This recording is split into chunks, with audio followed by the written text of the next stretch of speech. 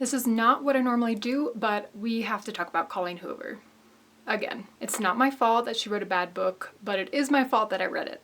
I thought the premise of her newest book, Woman Down, was pretty good, actually. And actually, it was not pretty good. I only finished it so I could talk about it. Most of all, I have to talk about chapter 3. I simply could not get past what happened in chapter 3.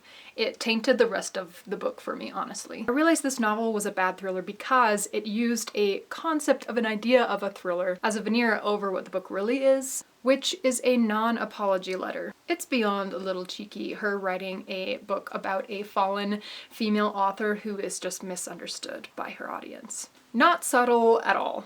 Colleen Hoover uses her character to excuse her past failures and to paint herself as the victim in that whole film adaptation debacle. In chapter 3, the main character, Petra Rose, does this live Q&A in which she tells her audience things like, "I'm my own worst critic, or at least I used to be," which is like Hoover's own little wink wink about herself. And then she talks about how her critics say that her characters are often too unrealistic. But then she defends this as some kind of creative licensing, saying that realism is overrated. She says she wishes she could believe the numerous 5-star reviews over the negative ones.